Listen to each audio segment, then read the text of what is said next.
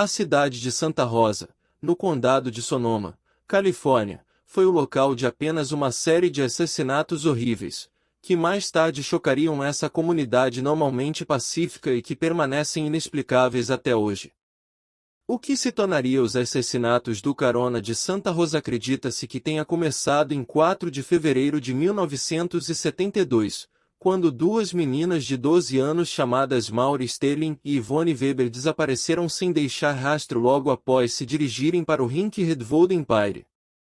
As únicas testemunhas na época disseram que viram as meninas pedindo carona na Gurneville Road, a noroeste de Santa Rosa, por volta das 21 horas. Mas fora isso, não havia nenhuma pista e o caso permaneceu completamente parado até quase um ano depois. Em 28 de dezembro de 1972, os restos mortais das duas meninas foram encontrados no fundo de um barranco íngreme na Porter Creek Road. Não havia pistas ou causas certas da morte, mas eles estavam nus e aparentemente foram assassinados. As autoridades temeram imediatamente que um serial killer pode estar no trabalho. Suas suspeitas tomaram um rumo monstruoso quando ligaram as mortes a outro assassinato, apenas um mês após o desaparecimento de Sterling e Weber. Em 4 de março de 1972, a estudante de 19 anos Kim Wendy Allen foi vista pedindo carona na entrada da Bell Avenue Freeway a caminho de uma aula noturna depois de terminar seu trabalho no supermercado. Ela nunca chegará ao seu destino. Seu corpo nu foi encontrado por 2 estudantes do ensino médio em 5 de março daquele ano. Foi em um leito de riacho 8 milhas ao sul de Santa Rosa. A autópsia mostrou que ela havia sido brutalmente amarrada pelos pulsos e tornozelos. Ela havia sido estuprada e torturada impiedosamente antes de morrer por um estrangulamento lento feito com um fio ou um. Os desaparecimentos e mortes continuaram a partir daí. Apenas um mês após a morte de Sterling, Jeanette Camaeli, de 20 anos, desapareceu sem deixar rastros depois de pegar carona a cerca de 48 quilômetros de onde o corpo de Allen foi descoberto. Embora o corpo de Camaeli nunca tenha sido encontrado, as autoridades estavam convencidas de que havia uma conexão. As coisas ficaram ainda mais sinistras quando, em 11 de novembro de 1972, Lori Licursa, de 13 anos, desapareceu depois de fugir deliberadamente de casa. A última vez que ela foi vista, ela estava pedindo carona. Em 14 de dezembro, seu corpo foi encontrado em uma ravina profunda na Calistoga Road, no norte de Santa Rosa. Seu pescoço havia sido quebrado à força. Seu corpo não apresentava sinais de estupro.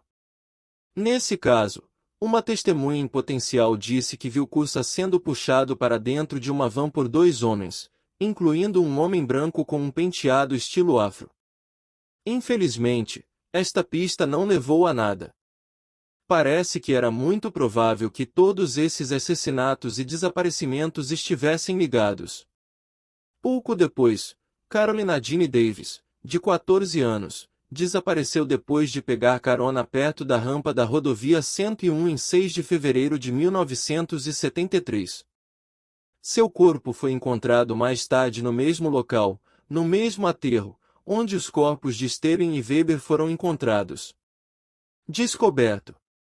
Desta vez, a causa da morte foi provavelmente devido ao envenenamento por estricnina. Um detalhe muito estranho sobre essa morte em particular foi que um símbolo usado na feitiçaria, formado com galhos entrelaçados e chamado de portador de espíritos, foi encontrado ao lado de seu corpo sem vida. Mais tarde naquele mesmo ano, em 22 de dezembro de 1973, Teresa Walsh, de 23 anos, também desapareceu enquanto pegava carona perto de Zuma Beach, Malibu, em direção a Garberville.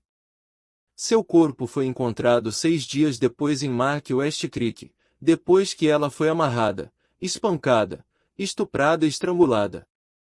Havia semelhanças suficientes entre essas mortes para que a polícia e o FBI estivessem firmemente convencidos de que todas foram perpetradas pelo mesmo perpetrador. A lista de vítimas potenciais continuou crescendo, muitos mais assassinatos foram perpetrados e os restos mortais não identificados de vítimas foram descobertos. Esses crimes foram atribuídos ao mesmo assassino ao longo dos anos, pois muitos tinham as mesmas características dos demais. A cada vez, as vítimas eram estupradas, estranguladas e jogadas sem cerimônia em barrancos ou barrancos íngremes. No total, houve pelo menos 8 mortes e desaparecimentos adicionais que se acredita estarem ligados aos outros, e as autoridades estavam procurando por respostas, pistas e suspeitos. Um possível suspeito surgiu em 1976, quando um professor de redação criativa do Santa Rosa College, Frederick Manali, cuja vítima, Kim Allen, havia sido seu aluno, morreu em um acidente de carro. Atrás dele, foram encontradas pistas aterrorizantes que potencialmente o ligavam ao assassinato dela. Descobriu-se que Manali tinha uma obsessão insana por Allen. Ele havia feito muitos desenhos de natureza sexual representando-a. Além disso, ele se viu na posse de vários objetos estranhos e pervertidos, como fotos dele travestido, uma mecha de cabelo que ele guardava com medo na carteira e uma infinidade de escritos falando sobre sadomasoquismo, escravidão sexual e tortura sexual. Parece que esse professor bem-educado tinha alguns esqueletos em seu armário. Eventualmente, descobriu-se que não havia evidências concretas de que ele estava conectado à morte de Allen, nem de que ele estava envolvido nos outros assassinatos. Sem suspeitos sólidos, os investigadores se voltaram para assassinos conhecidos, muitos dos quais ainda estavam foragidos na Califórnia na época. Uma especulação era que tudo era obra do notório assassino do Zodíaco, que alegou ter matado 37 pessoas na área de São Francisco durante o mesmo período dos assassinatos de Santa Rosa. Só que não havia evidências sólidas nesse sentido. O infame assassino Ted Bundy, que confessou ter estuprado e matado dezenas de mulheres em todo o Ocidente, também reivindicou pelo menos 100 assassinatos antes de sua execução. Bundy era conhecido por seguir um ritual semelhante ao de Santa Rosa, enquanto estuprava, despia, estrangulava e jogava os restos de suas vítimas perto de estradas. Ele alegou ter cometido seus crimes de 1969 até. Bundy é certamente um bom suspeito. Os assassinatos em Santa Rosa combinaram com seus métodos. Ele passou um tempo na área e tenho certeza que começou a matar muito antes de 1974. Era um mercado aberto para Bundy. Apesar disso, havia poucas evidências para localizar Bundy na área de Santa Rosa no momento dos assassinatos.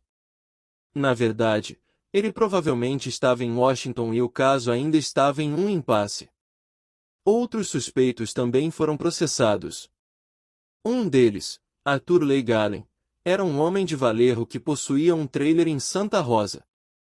Ele era um ex-aluno da Sonoma State University e havia sido condenado por abuso sexual infantil. Curiosamente, ele também foi considerado suspeito dos assassinatos do Zodíaco. Esta pista foi rejeitada por falta de provas. Allen também nunca poderia estar ligado aos assassinatos de Santa Rosa, e seu potencial envolvimento nesses assassinatos permanece um mistério. Outra teoria é que era um culto oculto ou satânico operando na área. O símbolo referente à feitiçaria alude a isso, assim como o fato de que todos os corpos foram jogados no lado leste da estrada, que se acredita ter algum tipo de significado oculto. Isso sugeriria que as vítimas eram seres humanos que foram sacrificados a uma força das trevas. Novamente, não havia evidências concretas para apoiar essa suposição.